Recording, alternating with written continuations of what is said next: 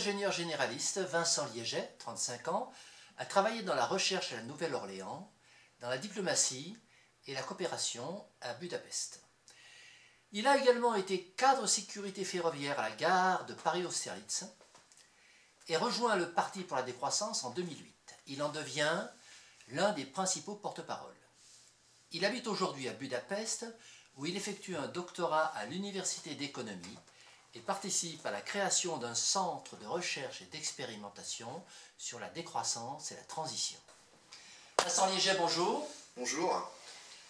Vous avez coécrit un livre intitulé « Un projet de décroissance, manifeste pour une dotation inconditionnelle d'activité ». D'autonomie, excusez-moi. Et vous êtes par ailleurs militant actif au sein du Parti pour la décroissance.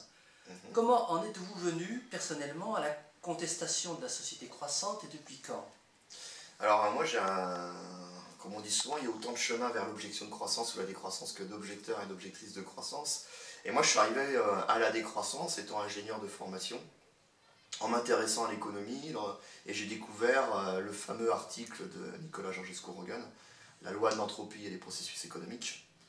Et c'est via cette approche rationnelle, physique, des limites physiques de la croissance que je me suis intéressé à la décroissance. Et puis après j'ai étudié toutes les questions de pic de production de pétrole bien sûr, et puis peak everything, donc le pic de production de l'ensemble des énergies fossiles dont on est totalement dépendant, et puis aussi des métaux, des minerais, etc.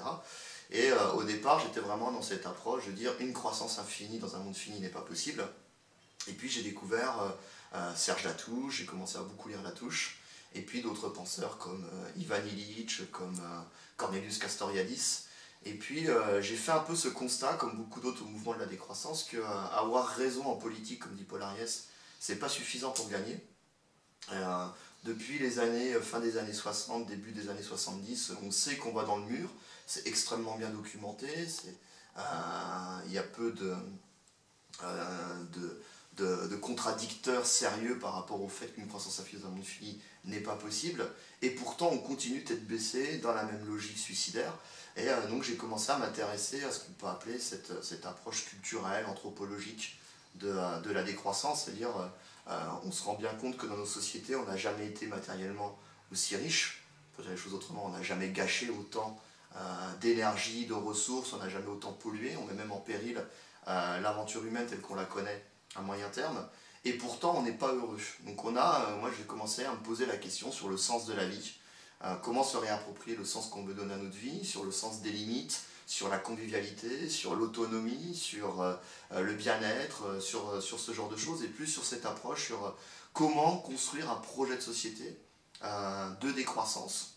C'est comme ça qu'on l'appelle, mais on peut lui donner d'autres noms qui soient donc bien sûr soutenables, qui prennent en compte la finitude de la planète, mais qui soient surtout souhaitables, quoi. Comment travailler sur la désirabilité du projet. C'est un peu moi qui m'intéresse au niveau de la croissance. Alors justement, vous distinguez ces deux approches de la décroissance, une approche physique, qui met l'accent sur l'impossibilité matérielle de continuer à croître dans un monde où les ressources naturelles sont limitées, et une approche culturelle qui, elle, privilégie la lutte en fait contre le capitalisme productiviste et son corollaire consumériste, considérés tous deux comme vecteurs essentiels de la croissance. De quel courant vous reconnaissez-vous comme le plus proche?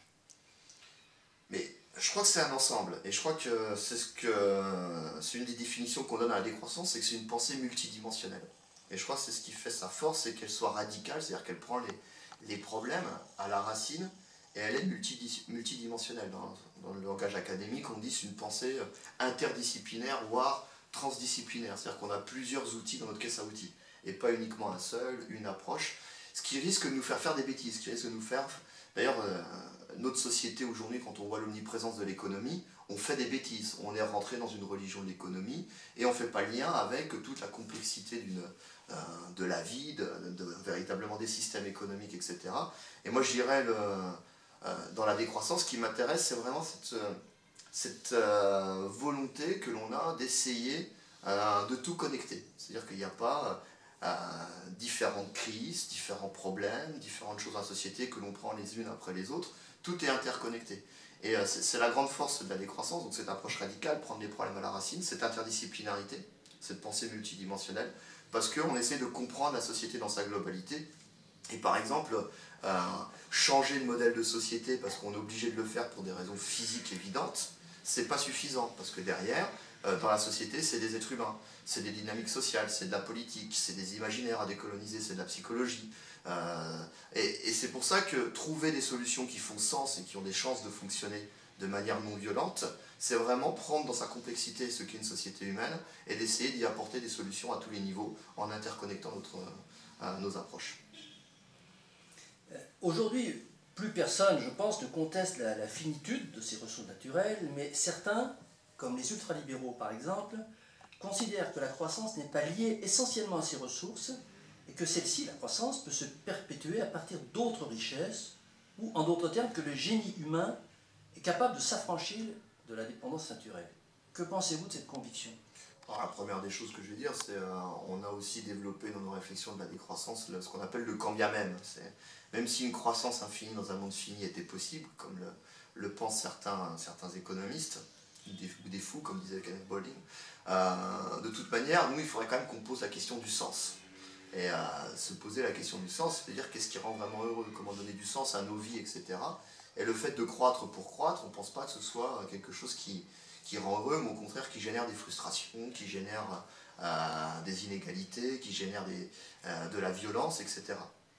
Donc même si c'était possible, même s'ils avaient raison, je dirais que les questions qu'on pose dans la décroissance restent valides pour les raisons culturelles, les raisons de sens, de bien-être que l'on met en avant.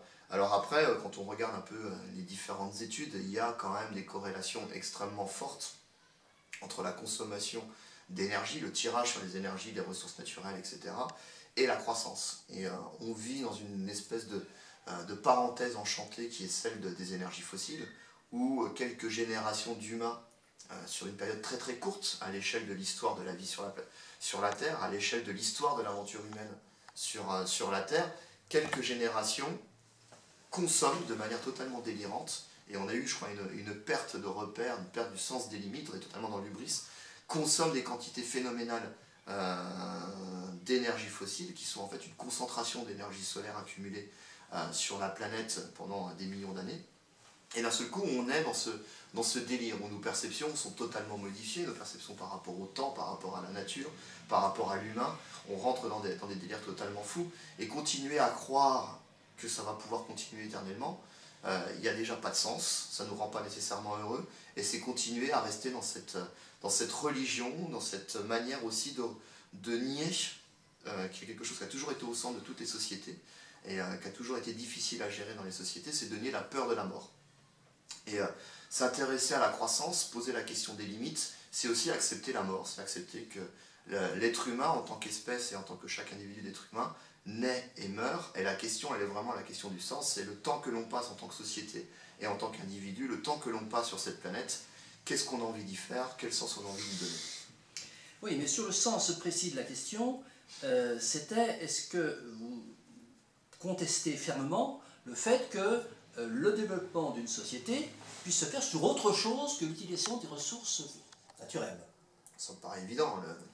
C'est pas évident pour tout le monde, puisque les ultralibéraux, comme vous le savez certainement, prétendent que les ressources naturelles, ça a été une étape dans le développement, mais que la croissance, le système industriel tel qu'il est, le système de civilisation tel qu'on le connaît, peut continuer avec d'autres richesses nées notamment de l'échange entre les êtres humains.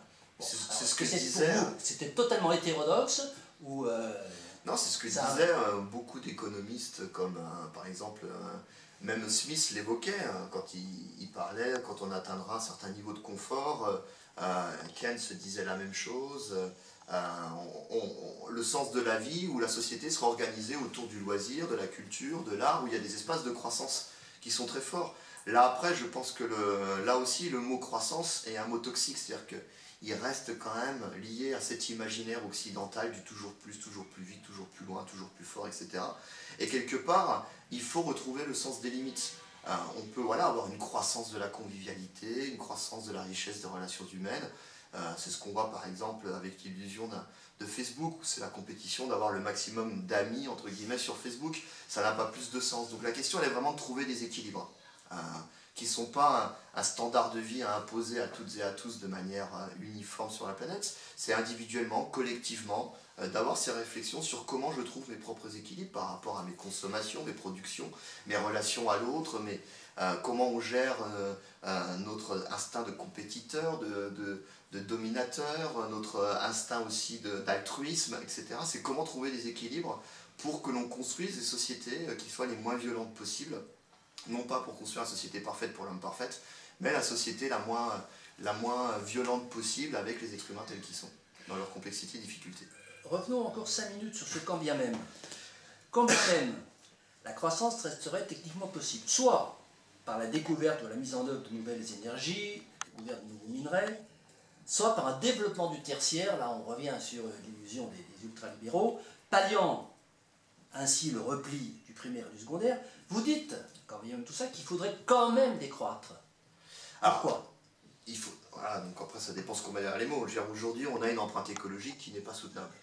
On a des modes de vie, de consommation, des sociétés extrêmement complexes qui, pour se nourrir, pour fonctionner, ces institutions démocratiques, ces systèmes de solidarité, etc., sont extrêmement énergivores et ne sont pas ni généralisables à l'échelle de la planète, puisqu'on n'est qu'une minorité sur cette planète à avoir ces modes de vie. C'est 20% de la population qui s'approprie 87% des ressources naturelles. Et c'est pas non plus périn dans l'avenir. C'est-à-dire qu'on ne peut pas continuer à consommer autant de barils de pétrole qu'on le fait aujourd'hui de cette manière-là. Je vais juste prendre un exemple. On est aujourd'hui à Paris, qui est une agglomération de 10 millions d'habitants, et qu'il faut nourrir tous les jours. Et ces 10 millions d'habitants sont nourris tous les jours par l'arrivée de camions, d'avions, de bateaux, de trains, dans un grand hub qui s'appelle Rungis. Et tout ça c'est dispatché avec une complexité. En tant qu'ingénieur, s'il avait fallu concevoir la complexité d'un tel système, c'était infernal, on n'y serait pas arrivé. Une complexité d'organisation économique, d'échange, etc., technique, pour dispatcher tous les jours toute cette nourriture à ces 10 millions de personnes. Et tout ça est totalement dépendant du pétrole. On a 4 jours d'autonomie alimentaire à Paris, dans la région parisienne. 10 millions de personnes. Si demain on arrête d'avoir du pétrole qu'on ne sait plus produire, en France d'ailleurs, on arrête d'importer du pétrole, c'est-à-dire qu'on n'a plus de complexe militaro-industriel et d'outils institutionnels comme le FMI, la Banque mondiale, etc., qui nous permettent de continuer à aller piller les ressources de pétrole dans d'autres pays. Ces 10 millions de personnes crèvent de faim, totalement dépendantes de ce système. Et la question elle est, c'est comment sortir de ces dépendances. Déjà, est-ce que c'est un système qui nous rend vraiment heureux? Est-ce que le mode de vie à Paris rend vraiment tout le monde heureux? Alors, il y a des choses qui sont très agréables à Paris pour certaines personnes, mais est-ce que c'est vraiment un mode de vie que l'on souhaite, etc. Et comment on déconstruit petit à petit toutes ces interdépendances à ces institutions, à ce modèle économique, à l'importation continue d'énergie, puis un système qui va toujours tourner toujours plus vite pour ne pas s'écrouler. Comment on déconstruit ces interdépendances pour se réapproprier notre autonomie locale, d'être capable de produire nous-mêmes, d'être capable d'échanger, d'avoir un contrôle démocratique sur nos institutions, nos systèmes économiques, nos productions, nos outils, etc. Et puis en même temps se réapproprier le sens qu'on veut donner à nos vies, un certain bien-être. Finalement, qu'est-ce qu'un objecteur de croissance? Et vous définiriez-vous comme tel? Moi je me définis comme objecteur de croissance décroissant. Et je réponds du coup un peu à la question précédente, parce que donc, je suis objecteur de croissance dans le sens, j'ai décolonisé mon imaginaire, où j'essaye tant que je peux, c'est toujours des longs processus, et on reste encore toujours, vu que j'ai grandi dans ce modèle de société, conditionné à un certain nombre de tendances croissancistes, de toujours plus, etc. J'essaye de prendre une distance, de me désaliéner à la croissance pour la croissance, et puis d'essayer de penser, de faire un pas de côté, de penser la société de manière beaucoup plus complexe que uniquement sous l'aspect du toujours plus vite, la compétition économique, la croissance économique, etc. Donc de ce point de vue-là, je suis un objecteur de croissance.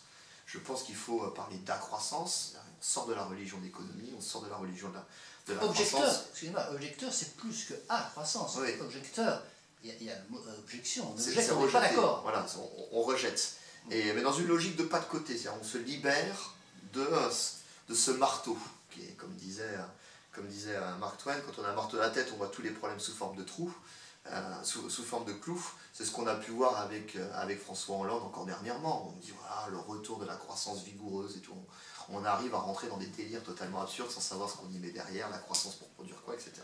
Et puis donc objecteur de croissance, donc il y a ce côté de objecter et puis se désaliéner à cette religion, sortir de la religion de la croissance, de l'économie, et puis décroissant parce que il va falloir que l'on baisse notre empreinte écologique, il va falloir que quelque part on apprenne à se réapproprier des limites. Et de ce point de vue-là, nos sociétés occidentales vont devoir décroître en termes de consommation, en termes de tirage sur les ressources et en termes de production. À votre avis, y a-t-il beaucoup de mouvements décroissants en France? Sont-ils homogènes quant à leur approche politico-économique? Sinon, sur quelle position divergent-ils? C'est assez intéressant. Il y a déjà peut-être commencer à dire deux choses. Moi, je vois à travers le mouvement de la décroissance un mouvement beaucoup plus large que uniquement les gens qui se revendiquent de la décroissance. Alors, c'est pas une logique de pouvoir, de s'approprier, etc.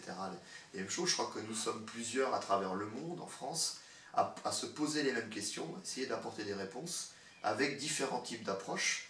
Moi, le choix que j'ai fait, c'est à travers le mouvement de la décroissance et son slogan provocateur, son outil sémantique.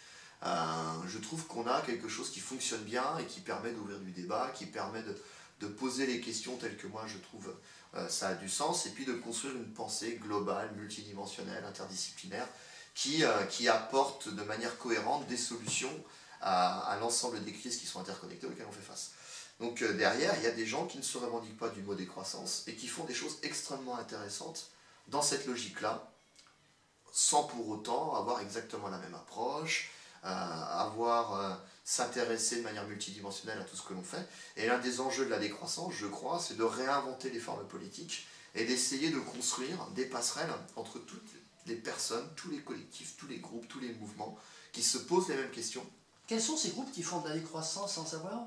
Il y a des gens, par exemple, qui sont dans les colibris, dans des alternatives concrètes, il y a des gens qui peuvent être chez Attac, il y a des gens qui sont à Utopia, qui sont partis de gauche, qui sont à Europe Écologie Les Verts, il y a des gens qui sont même simplement dans leur quotidien, dans une forme de simplicité volontaire. Moi je crois qu'il y a beaucoup de décroissants qui s'ignorent et il y a beaucoup de gens qui organisent leur vie au quotidien en essayant de se dégager des espaces de liberté, des espaces de bien-être que nous on appelle décroissance. C'est ça pour nous la décroissance, c'est se réapproprier du sens, du bien-être, etc. Donc un des enjeux c'est d'essayer de faire se rencontrer toutes ces initiatives, toutes ces personnes, tous ces collectifs, dans la logique de construction d'un mouvement horizontal, d'un réseau, où les gens sont capables de se connaître, sont capables de se retrouver sur des luttes communes, par exemple la lutte contre les gaz de schiste, contre l'aéroport totalement absurde de Notre-Dame-des-Landes, ou éventuellement, à un moment donné, se retrouver aussi dans des mouvements comme les Indignés, mouvement Occupy, se retrouver éventuellement, pourquoi pas, dans des élections pour monter des listes communes et autres, et puis aussi être capable d'échanger sur les différentes approches, les différentes perceptions des choses, les différentes expériences, d'échanger sur les expériences, parce que je crois qu'il y a beaucoup de choses qui sont expérimentées, que ces expériences soient réussies ou pas. Et un des enjeux de la décroissance, c'est un peu réinventer la manière de pratiquer la politique, avec un autre rapport au pouvoir, rompre avec des tendances centralisatrices qui sont totalement absurdes, et essayer petit à petit de repenser des modèles de société décentralisés, construits sur des petites structures, tout en essayant de trouver des équilibres pour être suffisamment visibles pour se voir, se rencontrer, débattre, se critiquer, etc. Et puis suffisamment autonome pour pouvoir avoir de la créativité, pour pouvoir avancer. Vous, personnellement, vous considérez-vous comme issu du courant écologiste ou plutôt de la gauche traditionnelle? Et quelles sont vos relations et votre position par rapport notamment à AELV ou au parti de gauche? Alors moi je viens culturellement totalement de la gauche, de l'extrême gauche française, que j'appelle moi un peu l'école monde diplomatique, Daniel Mermel, Abbassi Gissuine, Noam Chomsky. Moi j'ai un peu grandi donc, dans toute cette pensée, attaque, etc. Donc je viens vraiment de cette gauche-là. Quand vous dites extrême gauche, où se situe le trotskisme? Je sais pas. Par rapport à cette position que vous définissez. Je sais pas, je me suis jamais trop intéressé au trotskisme pour être sincère. Moi c'était vraiment cette approche, donc cette approche que j'appelle l'école monde diplomatique, quoi. Et puis au milieu des années 2000, j'ai rencontré des gens qui étaient plutôt de la tendance écologiste. J'ai rencontré Nicolas Georgescu-Roegen, et là pour moi c'était un peu une révélation, c'est que en tant que bon gauchiste productiviste comme je l'étais à l'époque, les écolos ça me faisait un peu sourire. Je n'arrivais pas à faire le lien entre les questions environnementales et les questions sociales. Et j'arrivais pas à comprendre, j'avais un imaginaire qui était bien colonisé, j'arrivais pas à comprendre que l'aventure humaine, que l'aventure économique se faisait dans un espace clos qui s'appelle la Terre, que tout ce que j'avais pu apprendre en sciences physiques, notamment la deuxième loi de la thermodynamique, qui est la loi de l'entropie, s'appliquait aussi à l'économie et à toutes les questions sociales qui m'intéressaient à ce moment-là. Et c'est à ce moment-là que j'ai vraiment fait le lien entre les deux, mais je me définis pas plus comme écologiste ou intéressé par les questions sociales. Aujourd'hui, en tant que décroissant, je suis vraiment dans cette approche, je dirais vraiment globale, quoi, de comprendre la société dans toute sa complexité, de la personne humaine jusqu'aux grands phénomènes physiques et environnementaux auxquels on fait face, en passant par la sociologie, par l'économie, par la psychologie sociale, etc. etc. Et pour répondre à la deuxième partie de la question sur Europe Écologie Les Verts et le parti de gauche, je pense que c'est deux partis qui font la même erreur dans leur rapport au pouvoir. Il y en a peut-être, et quand je critique ces deux partis, il faut être nuancé parce qu'à l'intérieur de ces partis, il y a aussi différentes tendances. Il y a des gens qui vont avec différentes approches. Il y a des gens qui font aussi cette réflexion de comment changer la société sans prendre le pouvoir, sur le fait que si on prend le pouvoir nous prend. Je crois qu'on l'a vu de manière assez caricaturale et désastreuse avec nos amis qui sont aujourd'hui ministres Europe Écologie Les Verts dans ce gouvernement socialiste, où voilà, dans une logique de dire on rentre dans les institutions, on va chercher le pouvoir, on fait des compromissions dans le but de faire passer des choses écologiques, on arrive à un tel niveau de compromission, dans une telle quête de pouvoir, que lorsqu'on arrive au pouvoir, on a oublié ce pourquoi on faisait ça au départ. Alors je pense que c'est important d'avoir des partis avec lesquels on a des relations. Quel genre de relations? C'est-à-dire de façon plus précise. Alors, pour transformer la société, et je crois que c'est un peu le rôle, la situation difficile qu'on a en tant qu'objecteur, objectrice de croissance, c'est un peu mon rôle, c'est qu'on est en permanence à la fois dans le système et à l'extérieur du système. Et on est en permanence face à plein de contradictions, et c'est un peu un jeu d'équilibriste. Et la question, c'est de savoir dans quelle mesure, dans quel niveau on peut s'impliquer dans le système, donc dans notre vie, dans notre quotidien, que ce soit dans le travail, dans les mouvements politiques, dans les partis politiques, dans notre relation à la famille, nos amis, nos enfants. Dans le système, on peut peser, on peut faire des choses qui vont dans le sens de la décroissance. Et puis en même temps, on peut se retrouver totalement pris dans notre boulot pour survivre. Moi j'ai des amis qui sont décroissants, et puis voilà, il faut nourrir sa famille, il faut survivre dans cette société telle qu'elle est organisée. Et on se retrouve à bosser pour le complexe militaro-industriel, on se retrouve à faire de l'obsolescence programmée pour de l'automobile, on se retrouve à faire de la publicité, on peut se retrouver dans des contradictions terribles. Ou on se retrouve, comme certains amis Europe Écologie Les Verts, avec les meilleures intentions du monde au départ, dans un parti politique, et pris par le jeu électoraliste, pris par le fonctionnement du système de parti, on se retrouve pris dans le jeu et on ne sait plus pourquoi on y est. Et je crois que c'est important justement d'avoir un peu le pied dans les deux, d'avoir des gens, être en relation avec des gens qui sont totalement dans la radicalité, c'est-à-dire qui sont à la limite de formes extrêmes de militantisme, comme par exemple à la ZAD, à Notre-Dame-des-Landes, donc des gens qui dans leur quotidien vont totalement en marge, en rupture avec cette société, expérimenter des modes de vie alternatifs, des manières de vivre ensemble, de prendre des décisions de manière directe, démocratique, ensemble, de produire différemment, de se réapproprier les outils, et ce qui est très difficile, et ce qui n'est pas toujours facile dans le quotidien pour eux, etc. Donc on a besoin d'avoir des gens qui sont dans cette forme de radicalité, et on a besoin d'avoir des gens aussi qui sont dans les institutions, et il faut des gens qui fassent le lien entre les deux, il faut des relations, pour lorsque le copain qui s'est engagé dans les élections, qui s'est engagé dans le parti ou des institutions, est pris par le pouvoir, on a la capacité de le reprendre par la main en lui disant « Attends, là tu déconnes ». Et puis les copains qui rentrent dans des formes de radicalité, quand ils commencent à s'enfermer dans l'entre-soi, dans la société parfaite, etc., les reprendre par la main et leur dire « Les gars, ce que vous faites, c'est super, partagez avec nous, etc. » Par contre, faites gaffe parce que vous vivez quand même, que vous l'ayez choisi ou pas, dans ce modèle de société où il y a des institutions, où il y a la police, où il y a des politiques qui prennent des décisions. Et si vous ne vous intéressez pas à ça, un jour, il y aura des lois qui seront là pour interdire, pour vous empêcher de faire ce que vous faites là, et ce qui est formidable. Et l'enjeu, le rôle un peu des décroissants, c'est ce qu'on essaye de faire, c'est d'être à la fois dans et à l'extérieur du système, d'être un peu des équilibristes, d'avoir en permanence des contradictions. La transition, je crois que c'est être capable d'assumer, de comprendre, d'identifier, d'assumer ces contradictions. Bon, là, je vais, par exemple, il m'arrive de prendre l'avion pour aller faire des conférences sur la décroissance. C'est un choix qu'on doit faire. Est-ce que ça a du sens ou pas? Bon, voilà, on en discute avec les copains, on se pose des questions. Il n'y a pas une réponse évidente. Il n'y a pas une réponse facile. Bah oui, des fois je prends l'avion pour aller faire des conférences, mais j'essaie d'organiser, vu que je vis à l'étranger, quand je fais une conférence dans un endroit, bah, j'essaie d'organiser pour en faire 4-5 en même temps, rencontrer des collectifs locaux, essayer de trouver des équilibres, mais c'est des formes de contradiction.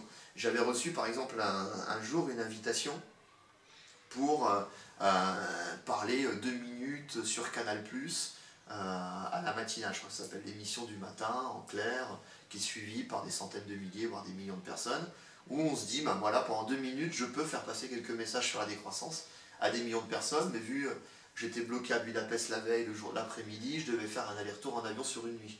Ben, je me suis posé la question, puis après réflexion, discussion avec les copains, on a dit non, là, on n'accepte pas ce compromis, cette contradiction. Alors c'était un bon ou un mauvais choix, il n'y a pas de bon choix. Et je crois que le plus important, c'est d'être conscient de ses propres contradictions, les assumer, les exprimer, en débattre avec les autres, et puis être capable d'être humble, c'est-à-dire que être décroissant, c'est pas évident non plus. Se retrouver avec un cerveau, une tête, une perception du monde qui est totalement à l'opposé de ce qu'est la société autour de nous, ça peut générer des frustrations, des déceptions, un certain mal-être. Donc il faut savoir être humble. On est des toutes petits, des colibris, comme disent les colibris. On est des petites personnes dans une société, dans une dynamique qui est extrêmement forte, dans cette méga machine totalement délirante et qui nous broie. Donc il faut être humble et puis essayer de trouver des équilibres entre des bien-être, des formes de cohérence entre sa pensée et sa vie quotidienne. Un autre exemple, c'est quelque chose que j'avais rencontré aussi à un moment donné quand je me suis lancé à fond dans la décroissance.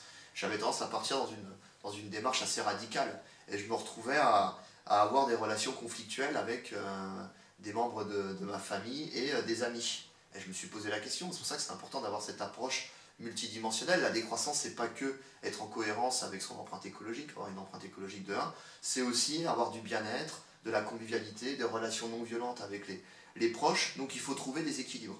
Et c'est une solution que moi j'ai trouvée, donc je suis revenu à trouver des équilibres, à faire des compromis, à de temps en temps manger de la viande, à prendre voilà, la question de manger de la viande. On est dans une société où on mange de la viande, moi je viens d'une région où je mange de la viande, quand je vais chez les grands-mères de ma famille, si je ne mange pas de viande, elles vont être vexées. C'est des compromis, c'est des contradictions auxquelles il faut faire face. Et je crois qu'en permanence, être décroissant, c'est poser ces questions-là. Il n'y a pas une réponse facile. Il faut savoir être humble, il faut savoir être tolérant, il faut savoir débattre, faire preuve d'autocritique, et puis discuter avec les uns les autres sans juger les gens. On n'est pas là à juger les comportements des uns des autres, mais essayer de trouver des équilibres et d'avancer. Le plus important, c'est de voir ce vers quoi on avance, quelles sont les dynamiques, plus que là où on est, sachant qu'on part de très loin et qu'on n'a pas choisi la société dans laquelle on est et qu'on a quand même beaucoup de conditionnements dans nos têtes qui sont très très difficiles et très longs à dépasser. Alors, sur le plan politique plus particulièrement, êtes-vous finalement, à vous entendre, partisan d'une certaine forme d'entrisme chez ELV et dans le parti de gauche via les mouvements décroissants? L'entrisme, je dirais, c'est des choses que nous, enfin, du moins moi personnellement, et je pense que les co-auteurs du livre, on a du mal à comprendre ce genre de logique partisane, de tactique politique, etc. Je me rappelle, on a souvent eu des incompréhensions dans des relations qu'on pouvait avoir avec des militants, parce que nous, on est totalement désintéressés de toutes ces logiques de pouvoir. C'est-à-dire que, d'une part, moi, j'ai pas peur d'être récupéré, parce que je cherche pas le pouvoir, donc on n'a pas de pouvoir à me prendre, je cherche à être autonome, à apporter du sens, à dialoguer, à faire avancer des idées de manière sincère, honnête, etc. Et je le fais avec tout le monde. Alors, moi, je trouve ça très bien on le voit dans les pays où il n'y a pas ce type de parti, ça manque quand même, avec toutes les limites que ça peut avoir. Je trouve ça très bien d'avoir un mouvement écologiste qu'Europe Écologie Les Verts, avec tous les défauts qu'ils peuvent avoir, et je ne suis pas le dernier à les critiquer, ou que ce soit le parti de gauche, et ce que peuvent faire certaines personnes au sein du parti de gauche autour de l'écosocialisme. Il y a des gens qui s'intéressent à la décroissance dans ces deux partis, etc. Donc c'est une chance d'avoir ça, et ce qui nous paraît intéressant, et c'est pour ça qu'on est au Parti pour la décroissance, qui est un collectif ouvert qui fonctionne sous la forme d'un collectif plus que d'un parti. On n'est pas du tout centralisé, on n'est pas nombreux, on ne souhaite pas être spécialement nombreux, mais on trouve que c'est intéressant d'avoir une image, une étiquette de parti, ça permet d'aller discuter avec d'autres partis. Et quand on va discuter avec eux, c'est souvent intéressant, je crois, parce qu'on déstabilise un peu, parce qu'on n'est pas dans des logiques de pouvoir, on n'est pas dans des logiques de recherche de postes, on n'est pas dans des logiques électoralistes, mais au contraire, on est dans des logiques de débattre, de réfléchir, de poser les bonnes questions sur comment trouver des solutions à la convergence de crise à laquelle on fait face, sur comment repolitiser la société, sur comment éventuellement un parti peut être utile ou pas pour atteindre ces objectifs-là. Par exemple, on a rencontré le parti de gauche il y a un peu plus d'1 an, et dans le communiqué commun qui a été diffusé dans nos réseaux, donc aux militants du parti de gauche, nous, on a insisté pour qu'il y ait une phrase qui disait qu'on s'intéresse à faire de la politique sur comment changer la société sans prendre le pouvoir. Donc on trouvait ça intéressant de pouvoir dialoguer avec le parti de gauche et de faire passer ce message-là au sein du parti de gauche. Donc on est un peu dans cette logique de discuter avec tout le monde. On n'est pas là pour chercher des postes, parce que je pense que avoir des postes, ça ne nous apporterait pas grand-chose. Ça peut éventuellement servir que quelqu'un comme Yves Cochet, par exemple, qu'au Parlement européen, quand il organise avec de l'argent européen, donc de l'argent public, d'autres argent, l'argent des citoyens, il paye, il investit dans une étude sur comment nourrir l'Europe, sur l'agroécologie, qu'il organise des réunions au sein du Parlement européen sur ce genre de choses. Je pense que c'est utile, mais c'est pas une fin en soi. C'est-à-dire que dans cette logique, voilà, de prendre le pouvoir doit accompagner et doit permettre à la transformation de la société qui est déjà en marche, transformation dans les têtes, transformation dans les comportements, à travers la simplicité volontaire, à travers les alternatives concrètes, à travers d'autres pratiques de la politique, etc. Je pense que d'avoir des gens dans les institutions, etc., c'est des personnes qui sont là pour accompagner, aider à la transformation, et surtout pas faire à la place d'eux. Et dans ce sens-là, nous, on a totalement rompu avec le mythe du grand soir, avec le mythe de la révolution, avec le mythe de la prise de pouvoir préalable à tout changement de la société. Comme dit Paul Ariès, le grand soir et les petits matins blêmes. Et puis, on est très très très très prudent avec le pouvoir, parce que je crois que le pouvoir est quelque chose qui pervertit, c'est quelque chose qui est extrêmement puissant, et quand on prend le pouvoir, quand on prend trop de pouvoir, le pouvoir nous prend, et de la même manière, on essaie de se prémunir de crise de croissance. On n'est pas là pour croître, le mouvement de la décroissance, on est là pour faire des petits, on est là pour que les gens s'approprient des idées, des réflexions, se réapproprient des outils, des savoir-faire, se réapproprient des relations, de la convivialité locale, de nouvelles manières d'échanger, de prendre des décisions. Et on est là pour faire des petits et que ça se développe un peu partout, et non pas d'avoir un nouveau truc centralisé. Donc c'est assez compliqué, parce qu'on a des sociétés qui sont centralisées, on a des imaginaires politiques qui passent par une logique de pouvoir et de centralisation, donc on essaie un peu d'expérimenter, de rompre avec ça. Pour vous, la décroissance est-elle plutôt réformiste ou révolutionnaire? Elle est elle est les deux. Elle est les deux. Elle est révolutionnaire dans la tête. C'est une pensée radicale, c'est-à-dire que ce qu'on a dans la tête, ce qu'on développe comme idée, c'est extrêmement loin de ce qu'est la société telle qu'elle fonctionne aujourd'hui. Et elle est réformiste dans le sens où on sait très bien que le chemin pour atteindre les modèles de société qu'on a envie de construire, donc soutenables et souhaitables, est extrêmement long. Et on n'a pas choisi, on part, et c'est toute la logique de la transition, on part de la société telle qu'elle est aujourd'hui, avec ses institutions, avec ses contradictions, avec ses interdépendances, avec cette méga machine que l'on ne sait pas trop comment déconstruire, arrêter, etc. Et puis avec ce qu'on a aussi dans nos têtes. Même quand on est objecteur de croissance et qu'on a fait tout un travail de décolonisation de notre imaginaire, qu'on rentre un peu en simplicité volontaire, etc., on a quand même grandi dans cette société-là, on est quand même dépendant de ce modèle de société. Et l'enjeu de la décroissance, c'est vraiment petit à petit, de manière non violente, de manière démocratique, de manière sereine, petit à petit, comment on peut avancer pour déconstruire nos dépendances à la croissance. Et quand je parle de dépendance, de toxicodépendance à la croissance, c'est à la fois d'un point de vue économique, institutionnel, politique, où voilà, pas de croissance aujourd'hui, c'est le modèle économique qui se casse la figure, c'est de l'austérité, c'est de la misère, c'est du chômage, donc c'est beaucoup de souffrance. Et puis aussi, toutes les toxicodépendances à la croissance dans les têtes. Donc comment petit à petit on arrive à déconstruire tout ça, et en même temps, petit à petit, on arrive à construire de l'autonomie, on arrive à construire de la convivialité, on relocalise nos activités, on arrive à construire des solidarités, on arrive à construire de la soutenabilité. Et je crois que la transition, elle est déjà en marche, il y a une dynamique assez forte autour des alternatives concrètes. Dans les têtes, il y a des choses qui se sont passées de manière assez forte et assez radicale ces dernières années, et petit à petit, on avance. Et l'histoire n'étant pas linéaire, personne n'est capable de dire qu'est-ce qui va se passer demain, quelle catastrophe on va avoir, quelle barbarie on va avoir. Il y a des barbaries qui sont déjà très présentes avec l'austérité, avec la misère, avec le chômage. C'est des violences institutionnelles extrêmement fortes. Et en même temps, quel espoir vont naître. Et un des enjeux, c'est vraiment de semer toutes ces graines d'espoir, d'analyse, de compréhension de ces crises interconnectées, de solutions. C'est ce qu'on essaye de faire avec notre livre, de proposer des mesures sociales, économiques susceptibles d'initier une transition.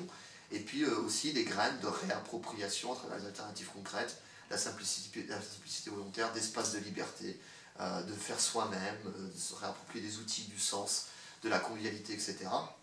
Et puis petit à petit avancer comme ça dans la société, espérer qu'il y aura suffisamment de graines de semer dans la société, et que lorsque des conditions sont présentes pour que ces graines puissent croître, espérer que ça arrive. Donc cette transition dont vous parlez, vous la décrivez d'une façon, il faut bien dire, beaucoup plus réformiste que révolutionnaire. Il n'y a pas un écroulement des valeurs, non, c'est mais j'y crois pas. Une évolution. Oui, c'est la question. Quand on regarde l'histoire des révolutions, ça n'existe pas un écroulement du jour au lendemain des valeurs. Enfin, on le voit même quand on se retrouve dans les collectifs décroissants, je dirais les plus radicaux. On le voit même nous. Même les gens qui sont les plus loin dans la réflexion. L'histoire a connu des phénomènes révolutionnaires. A connu des phénomènes extrêmement intéressants. Avec un écroulement des valeurs. Ça s'est déjà produit. Sur des périodes courtes. Oui. Sur des périodes courtes, l'histoire n'est pas linéaire. Et on n'a pas d'écroulement des valeurs. C'est-à-dire qu'à un moment donné, quand il y a des basculements, c'est que les valeurs ont déjà été intégrées culturellement dans les têtes. On peut l'observer, et ça peut aller très vite, comme ça peut être très lent. C'est-à-dire qu'il peut y avoir des phénomènes accélérateurs. Une révolution, ça devient une révolution si ça s'accélère. La transformation de la société, une révolution sera très très très loin d'être suffisante. Mais on peut avoir des passages, à un moment donné, des avancées via des révolutions. Des mouvements, par exemple, comme Occupy ou les Indignés, sont des mouvements qui participent à la transformation de la société. Dans le mouvement Les Indignés, par exemple, il y a des jeunes qui n'étaient pas politisés, qui se sont rencontrés, qui se sont posé des questions sur qu'est-ce que le capitalisme, qui se sont posé des questions sur qu'est-ce que la démocratie, qu'est-ce que le pouvoir, qu'est-ce que la démocratie directe, qui ont appris des manières de vivre ensemble, de prendre des décisions ensemble différentes. Ça participe à la transformation de la société. Mais si les Indignés avaient fait basculer le gouvernement espagnol de l'époque, c'était pas suffisant pour transformer en profondeur la société espagnole. Mais c'est des étapes extrêmement intéressantes. Vous dites qu'il faut participer aux élections de façon non électoraliste. Qu'entendez-vous exactement par là? Dans la perspective d'élections municipales prochaines, envisagez-vous des alliances électorales avec tel ou tel parti traditionnel? Serez-vous personnellement candidat? Alors, non, je ne serai pas candidat parce que je vis à l'étranger et j'ai pas le temps. Mais si j'avais vécu en France, dans une ville, vraisemblablement, je pense que je me serais impliqué dans les municipales là où j'habite. Pour répondre à l'autre question sur quelle stratégie, alliance ou pas alliance, je crois que ça dépend des conditions de là où on est. C'est-à-dire qu'il n'y a pas... Ça veut dire qu'il peut y avoir des alliances. Il peut y avoir des alliances. Là aussi, la question, c'est pourquoi faire. Avec qui, comment, pourquoi faire, la question du sens. Alors, moi, je prône, on a rédigé l'été dernier, lors des festives, notre université d'été, on a discuté un peu des stratégies pour les municipales, et je crois que au niveau des municipales, autour de la dynamique des alternatives concrètes, de tous les gens impliqués dans ces alternatives concrètes, et aussi éventuellement avec des gens impliqués de manière plus traditionnelle ou électoraliste dans le jeu des municipales, il y a éventuellement des possibilités pour se rencontrer, discuter et mettre en place des listes citoyennes. Non pas pour prendre le pouvoir, prendre la mairie, etc. Éventuellement, si on peut y arriver, tant mieux, mais je pense qu'on n'est pas suffisamment pour le faire aujourd'hui. Et si on était suffisamment, ces élections deviendraient presque obsolètes, on aurait des fonctionnements dans nos institutions qui seraient différentes. Mais pour faire pression sur les élus, sur les majorités, pour qu'elles nous permettent d'avoir toujours plus de possibilités de nous réapproprier des espaces, de nous réapproprier de l'argent public qui est notre argent, c'est-à-dire que dans les redistributions d'argent public qu'ils ont en main, que cet argent serve à soutenir la transition, etc., tout en restant autonome, et donc d'avoir la possibilité de donner des coups d'accélérateur à tous ces mouvements d'alternatives concrètes de transition. Donc produire plus localement, des jardins communautaires, des monnaies locales, des ateliers vélo, des ressourceries, etc. etc. Donc pour moi, l'approche au niveau des municipales, ce serait ça. Et puis c'est après aussi, on aime bien participer aux élections parce qu'on trouve que c'est un espace de débat qui permet à la fois de débattre avec les partis politiques et de débattre avec la société. C'est-à-dire qu'on a, autour des élections, la possibilité d'arriver avec les idées de la décroissance, de mettre les partis dominants ou les candidats des partis dominants face à leurs propres contradictions, donc avec notre slogan provocateur qui est la décroissance, etc. Et puis essayer aussi d'apporter des idées, des solutions, faire se rencontrer des gens, organiser des rencontres pour réfléchir ensemble, voilà, au niveau municipal. Qu'est-ce qu'on peut faire dans notre quartier, qu'est-ce qu'on peut faire, comment on pourrait s'organiser, etc. Donc pour nous, c'est pas une fin en soi, c'est ça qu'on entend par la notion de non-électoralisme, c'est-à-dire que l'élection n'est pas une fin en soi, mais c'est un outil parmi beaucoup d'autres pour se rencontrer, faire de la politique, se réapproprier la politique, et puis se poser des questions, échanger, débattre. Et ce qui est important, c'est que avant les élections et après les élections, la vie continue, et c'est vraiment dans le quotidien, dans toutes les alternatives concrètes, dans ce qu'on fait les uns avec les autres, que l'on transforme la société. Demain, 18 janvier, à Caen, se déroulent les premières assises de l'écosocialisme sous l'égide du Parti de gauche. Avez-vous lu le manifeste de l'écosocialisme et pensez-vous qu'il puisse constituer une plateforme adaptée aux idées que vous prenez? Alors, j'ai lu le manifeste, c'est un texte qui est plutôt intéressant et qui converge vers les idées de la décroissance, surtout quand on voit d'où vient la gauche productiviste. Alors après, est-ce qu'il est vraiment lu, compris et soutenu par l'ensemble du parti de gauche et du front de gauche, je ne pense pas. Là aussi, je crois que c'est des étapes de transition, c'est-à-dire qu'il y a 5 ans, jamais on n'aurait pensé avoir un mouvement d'extrême gauche, productiviste, en France assez fort, de gauche, oui, de la vraie gauche, assez fort, qui va aussi loin dans la critique du productivisme, qui va aussi loin dans les réflexions autour de l'écologie, autour de la relocalisation, autour de la décentralisation, mais là je crois qu'il y a encore beaucoup de boulot.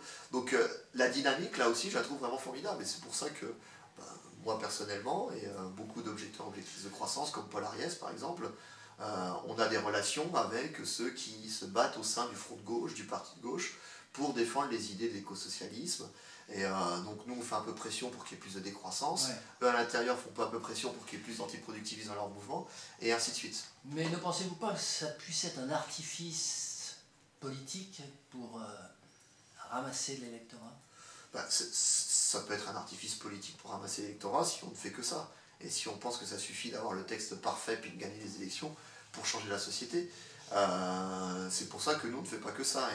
Et pendant qu'on les soutient pour qu'ils parlent plus de décroissance, en même temps on est dans les alternatives concrètes, on est dans la transformation, la décolonisation des imaginaires, on est sur tous les niveaux. Et si on ne fait que de la politique institutionnelle comme le font trop souvent, et je crois que là aussi il y a une dynamique, et c'est en train de changer, comme le faisaient trop souvent les partis ou les mouvements politiques, si on ne fait que du débat d'idées et écrire des bons manifestes, écrire des bons textes, des bons programmes, etc., c'est pas suffisant. Et c'est pour ça qu'il faut discuter avec eux pour que les programmes et que dans leur tête et intellectuellement, etc., ce qu'ils proposent, ça corresponde à ce que l'on fait, nous, sur le terrain et dans la transformation des imaginaires. Vous répétez souvent que vos idées sont ancrées à gauche. La décroissance que vous préconisez doit être de gauche, que le revenu inconditionnel que vous proposez dans votre livre, et dont nous reparlerons tout à l'heure, doit être à gauche, signifiant par là même aussi bien que la notion de décroissance que celle de revenu, de base, pourrait également exister à droite. De façon générale, et sans vous baser sur l'analyse de ces notions particulières, quelle est pour vous la différence fondamentale entre être de droite et être de gauche? C'est une question qui n'est pas simple. Moi, j'ai été pendant assez longtemps intellectuellement pour un dépassement de ce clivage gauche-droite. Et pour reprendre cette phrase qui est ressortie aussi régulièrement dans l'affaire Dieudonné, c'est on ne peut pas rire de tout avec tout le monde. Je pense qu'on ne peut pas débattre de tout avec tout le monde dans tous les sens aujourd'hui telle qu'est la société. Et je crois qu'il y a énormément de pertes de repères idéologiques, de pertes de repères culturels dans nos sociétés et perte de repères aussi identitaires. On voit la question des identités qui ressurgit un peu partout en France, en Europe, dans beaucoup de pays. On voit une montée de l'extrême droite qui se défend d'être d'extrême droite pour mieux, dans des logiques totalement électoralistes, populistes, etc. Par exemple laquelle Par exemple laquelle Par exemple le Front National en France, mais c'est pareil avec Jobbik en Hongrie, enfin, c'est pareil avec la majorité, voire l'ensemble des partis d'extrême droite d'Europe aujourd'hui. Et il m'a semblé important de se positionner par rapport aux repères idéologiques tels qu'ils sont, avec tous les défauts qu'ils peuvent avoir, en tant que décroissant, de me positionner de ce qui est. Et dans les faits, c'est une réalité, c'est-à-dire que tous les gens que je rencontre, avec lesquels je pratique la décroissance, avec lesquels j'échange sur la décroissance depuis que je suis dans la décroissance, sont des gens qui culturellement, historiquement, sont de gauche, dans le sens, on est pour la justice sociale et environnementale. Et puis aussi, dans le sens du respect de la différence. Ça veut dire qu'à droite, on n'est pas pour la justice sociale et pas pour la justice environnementale. Moi, tel que je définis ce clivage-là et tel qu'il a été défini dans la société française, je pense, peut-être que je peux me tromper, et c'est dans ce sens-là qu'on se définit à gauche, c'est l'approche qui est la nôtre. Et je parle bien de justice sociale et environnementale. Et donc, pareil, de par les relations que l'on a avec d'autres mouvements et partis politiques, historiquement, on s'est toujours retrouvé avec des partis, mouvements politiques qui se définissent à gauche. Et l'histoire a montré que le mouvement écologiste, et je l'ai observé aussi dernièrement en Hongrie, quand on est dans cette logique de dépassement du clivage gauche-droite, très vite, ces mouvements explosent sur un clivage gauche-droite.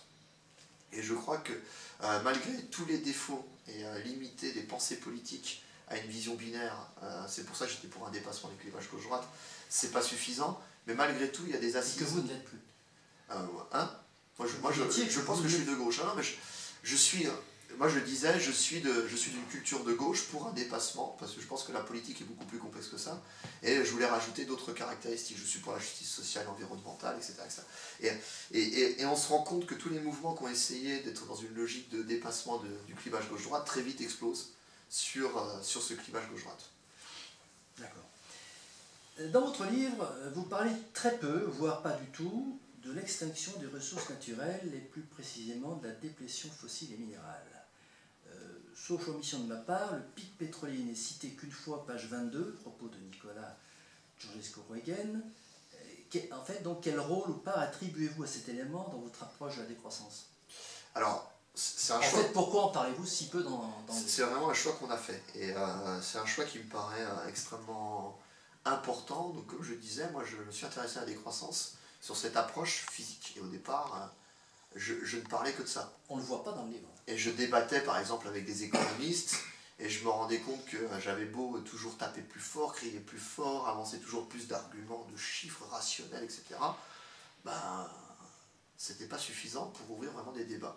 Et dans cette approche multidimensionnelle, dans cette réflexion sur comment rendre la décroissance désirable, dans toutes les réflexions qu'on peut avoir sur la communication non violente, sur comment suscité du débat, amené les idées de manière différente. On s'est rendu compte que cette approche que j'ai eue à un moment donné d'une forme de catastrophisme éclairé, c'est-à-dire que lorsqu'on commence à s'intéresser de manière sérieuse à la question de la déplétion des ressources, on devient très vite assez pessimiste, pour dire les choses de manière assez simple. Et moi, très vite, je me suis rendu compte que ça ne faisait pas avancer les lignes. Et c'est pour ça que, et c'est le choix qu'on a fait avec ce livre, et je dirais que c'est un deuxième temps aussi dans le mouvement de la décroissance, où le premier temps, on mettait en évidence les limites physiques et culturelles de la croissance, on décryptait bien, on expliquait bien les enjeux du XXIe siècle pour nos sociétés, on expliquait bien pourquoi on va dans le mur, on expliquait bien les interconnexions qu'il y a entre les différentes crises énergétiques, écologiques, économiques, etc. Et le deuxième temps de la décroissance, c'est de dire, ben voilà, on sait qu'on va dans le mur, on sait qu'une croissance infinie dans un monde fini n'est pas possible, même si elle était possible, on s'en fout parce que ça n'a pas de sens, et comment on construit une société qui a du sens, comment se réapproprier le sens. Et l'enjeu de notre livre, c'est vraiment de construire un projet, de proposer des choses pour ouvrir un débat sur qu'est-ce que pourrait être un projet de transition, de transformation, ou des projets de transition, de transformation de nos sociétés, de la société de croissance et ses interdépendances, et cette toxicodépendance à la croissance. Comment on construit, comment on part de là pour construire de nouveaux modèles de société où on vit bien, où on se réapproprie le sens, où on se réapproprie les outils, l'autonomie, la convivialité, etc. etc. C'est vraiment un choix conscient. Oui. Et qui... C'est voulu. D'accord. Pour valider la sans notion... pour autant nier, puisqu'on en parle et on le dit, sans pour autant nier que ça existe et que c'est quand même important. La mise au point a été faite. Oui. Pour valider la notion de développement durable, les écologistes préconisent le remplacement du fossile par un mix renouvelable composé essentiellement d'énergie solaire, éolienne, hydroélectrique. Pensez-vous que ce mix puisse réellement assurer la durabilité du développement, donc en fait de la croissance? Donc là c'est pareil, il suffit de s'intéresser un peu de manière je dirais sérieuse, pendant quelques dizaines de minutes aux ordres de grandeur de ce que représentent les énergies fossiles et puis de ce que représentent aujourd'hui les énergies dites renouvelables, qui elles aussi pourraient représenter, ouais, ils disent. Qui pourraient représenter, qui sont renouvelables autant qu'elles le peuvent, puisqu'elles utilisent aussi des matériaux qui ne sont non renouvelables. C'est le cas, des panneaux solaires avec, où il faut du cuivre, des éoliennes, où on utilise des métaux rares, ou quand on regarde aussi l'efficacité énergétique sur la durée de vie de ces produits, bon, on a des chiffres qui sont intéressants. Et en fait, quand on regarde juste les ordres de grandeur, sans m'étendre sur le sujet pendant des heures et des heures, et là je peux renvoyer aux travaux de Richard Heiberg, il y a plein de gens qui ont fait des superbes travaux là-dessus, Yves Cochet et beaucoup d'autres. Ils sont catastrophistes, hein, les deux, vous venez de signer. Ah oui, ils sont catastrophistes, moi j'étais proche d'eux, j'étais catastrophiste. D'accord. Et quand on regarde les ordres de grandeur, très vite on se rend compte qu'il est très très très peu probable, pour parler diplomatiquement, qu'on arrive à substituer aux énergies fossiles, surtout au pétrole, qui est une concentration d'énergie formidable, liquide, facilement transportable, que l'on peut conserver, etc., qu'on arrive à substituer le pétrole à des énergies renouvelables. Et après, la question elle est, est-ce que ça a encore du sens d'avoir une société aussi énergivore, de bosser comme des cons pour produire toujours plus, des choses dont on n'a pas vraiment besoin. Et je dirais que même si demain on trouve l'énergie libre, ça n'a pas de sens de construire une société où tout le monde est tout le temps en train de courir dans sa bagnole, tout seul dans sa bagnole, à s'ennuyer, à être comme un con assis dans sa bagnole pour aller bosser 10 heures par jour pour produire des choses dont on n'a pas vraiment besoin. Ouais. Malgré la catastrophe de Fukushima, il semble bien que bien peu de courants politiques aujourd'hui s'opposent au développement de l'énergie nucléaire. Même les écologistes, qui sont aujourd'hui au gouvernement, n'ont rien fait pour stopper la production d'électricité à partir de l'atome. Êtes-vous, personnellement, fermement opposé au nucléaire? Et si oui, quelles sont vos actions dans ce sens? Alors moi, je suis pour ce qu'on appelle une sortie immédiate du nucléaire. Alors d'une part, le nucléaire, quand on voit ce que ça représente à l'échelle mondiale en termes de production d'électricité, c'est peanuts. Et pour produire en plus sur une durée limitée, puisque l'uranium est aussi une ressource limitée, d'après certaines études. Il y a la surrégénération avec le 238. Oui, pareil, mais bon, Et on s'amuse à prendre des risques monstrueux pour produire une quantité d'électricité qui est assez dérisoire. Et puis là, on commence à rentrer dans le délire de construire toujours plus de réacteurs partout. Et malgré tout, on n'arrivera jamais à produire autant qu'on le fait avec les énergies fossiles, le charbon, etc. Donc moi, je suis pour une sortie immédiate du nucléaire dans une logique de décroissance et de transition. C'est-à-dire que c'est pas arrêter les centrales du jour au lendemain, ce qui serait totalement absurde, mais c'est d'aller le plus vite possible en évitant les chocs économiques, culturels, les chocs. Parce que arrêter l'électricité du jour au lendemain dans notre société, en France, comme on est dépendant du nucléaire, c'est totalement absurde et ça aurait des conséquences humaines dévastatrices. Donc c'est petit à petit. Et puis, ce qui est terrible avec le nucléaire, c'est que derrière, ça impose un modèle de société. C'est-à-dire qu'on ne sait pas faire le nucléaire avec un grand État centralisé, avec un système de sécurité militaire, etc., centralisé. Donc, on est bloqué avec le nucléaire. Le démantèlement des centrales, que l'on ne sait toujours pas faire aujourd'hui de manière importante, que l'on soit décroissant ou pas décroissant, c'est quelque chose qu'on va devoir se taper. Et c'est quelque chose qui va demander aux décroissants de faire preuve de beaucoup de contradictions, puisque ça demande des institutions assez fortes, ça demande un système de contrôle, de sécurité, etc. On a du mal à l'imaginer sous forme de coopérative autogérée. Pourquoi pas, on peut voir comment ça se met en place. Donc nous, on est contre le nucléaire aussi pour ce que ça représente comme modèle de société, comme modèle d'organisation de société. Quelles actions contre le nucléaire? Ça va arriver de manifester contre le nucléaire. Je ne crois pas que j'ai fait d'action de désobéissance. Non, mais qu'est-ce qu'on peut faire aujourd'hui? Ce qu'on peut faire, pas forcément vous. La première des choses, c'est de limiter sa consommation d'énergie, et essayer d'avoir une consommation d'énergie la plus frugale possible et la plus intelligente possible, et puis de commencer aussi à penser des productions d'énergie alternatives. Moi, je m'intéresse... Non, mais pour faire fermer les centrales, qu'est-ce qu'on peut faire? Qu'est-ce qu'on peut faire? C'est ce que je dis. Premièrement, réduire sa consommation d'énergie. Deuxièmement,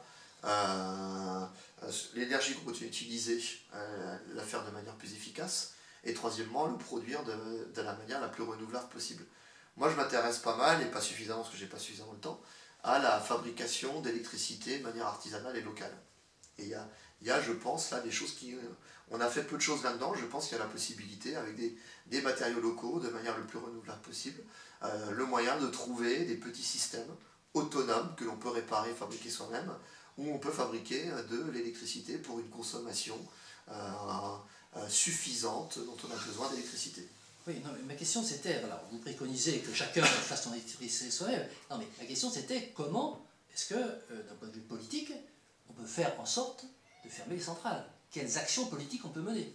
Eh ben, un projet de transition énergétique, comme le propose par exemple Négawatt, moi je dirais encore un peu plus radical, avec frugalité, efficacité, et puis renouvelable, relocalisation, autonomie autour de la fabrication des énergies. Et de rompre avec un modèle de production énergétique trop centralisé et toute cette méga machine. L'agriculture actuelle est très fortement dépendante du pétrole pour le carburant des tracteurs, des divers engins de récolte, moissonneuses-batteuses, etc., pour les engrais, les pesticides, les fongicides, les herbicides et autres produits phytosanitaires, intrants. Le pétrole est également indispensable pour le transport des récoltes vers les industries agroalimentaires et des produits transformés vers les centres de distribution. Par ailleurs, l'intensification de l'agriculture depuis 60 ans a provoqué une dégradation des sols en humus, ce qui nécessite d'employer toujours plus d'engrais pour maintenir les rendements à leur même niveau. Compte tenu de ces éléments, comment voyez-vous l'avenir de la production alimentaire mondiale confronté au double problème de la diminution de la disponibilité en pétrole, d'une part, et de l'appauvrissement des sols, d'autre part? Là, je crois qu'on a affaire à deux dynamiques qui sont très différentes. C'est-à-dire que l'importation de pétrole peut s'arrêter de manière très soudaine. Revitaliser des sols, c'est un peu plus long. Et il faut anticiper le plus tôt possible une transition vers des méthodes d'agriculture locale, décentralisée, sur des petites échelles, soutenables. Et je crois qu'à travers les initiatives, expérimentations qu'il y a autour de l'agroécologie, l'agroforesterie, la permaculture, on trouve des pratiques qui sont et des résultats, des premiers résultats en termes de productivité qui sont assez intéressants. Et un des enjeux, c'est un peu le rapport Nourrir l'Europe que le député européen Yves Cochet, ancien ministre de l'Environnement, a fait, quoi. Un des enjeux, c'est de continuer à soutenir à la fois la recherche et les expérimentations autour de ça, et puis de mettre en place un plan de transition pour, là aussi, rompre avec notre dépendance au pétrole, parce que comme tu le décris très bien dans la question, on mange du pétrole aujourd'hui. On mange des quantités d'énergie monstrueuses de pétrole pour une calorie de viande, quoi. Enfin, c'est totalement c'est invraisemblable. Et la transition ne va pas être simple. Et je crois qu'il faut à la fois une transition qui soit centralisée, planifiée par rapport à la déconstruction de l'industrie agricole, et donc continuer à importer pendant un temps du pétrole et petit à petit décroître cette importation et cette consommation de pétrole, et décentraliser en permettant au maximum l'expérimentation et les productions locales et des organisations sociales, économiques différentes. Il y a plein de choses à expérimenter autour des circuits courts. On le voit, il y a quand même pas mal de choses qui depuis quelques années se sont mises en place, se sont développées autour des circuits courts, et il y a beaucoup d'innovations et beaucoup de choses intéressantes. Et pareil, un autre levier qui est extrêmement important sur lequel il va falloir appuyer, c'est il va falloir former des paysans et mettre en place des formations sur de nouvelles pratiques agricoles. Donc il va falloir réformer en profondeur la formation. Et autre chose, je crois que l'agriculture, c'est aussi la participation de toutes et tous. Je crois que ça va être un peu aussi tout le monde qui va se mettre à l'agriculture. Et dernière chose sur cette question-là, c'est repenser le déséquilibre ville-campagne. Je crois qu'il va y avoir le besoin du retour de production agricole de la terre dans les villes, et aussi il va falloir revitaliser les campagnes pour vivre mieux. Parce que revitaliser, ça va être occuper des espaces et rencontrer, amener de la culture, de la solidarité, etc. dans les campagnes. Mais une agriculture privée progressivement de pétrole, parce que ça ne va pas se faire comme ça du jour au lendemain, verra sans doute ses rendements diminuer. C'est la question que je vous pose. Est-ce que vous pensez que les rendements vont diminuer? Et si oui, est-ce que cette agriculture pourra néanmoins nourrir les 10 milliards d'humains prévus pour 2050? C'est une question assez complexe. Problème sur les rendements. Moi j'aime bien les études. Il y a permaculture, agroécologie, permaculture, agriculture biologique. Est-ce que pour vous, c'est synonyme, oui ou non, de diminution des rendements? Alors pour moi, c'est à terme, on peut maintenir des rendements qui sont peut-être... Enfin, à long terme, on sait qu'on a des rendements qui sont bien meilleurs que cette agriculture qui nous amène dans le mur. Qui à long terme n'est pas soutenable et ne tient pas sans... À long terme, les rendements sont meilleurs? Ah oui, je pense. Et les premières études que l'on peut observer en agroforesterie, agroécologie, en permaculture, etc., on trouve des résultats extrêmement intéressants. Alors par contre, mettre en place une ferme dans ce type de pratique, il y a une période de transition qui est très difficile et très longue.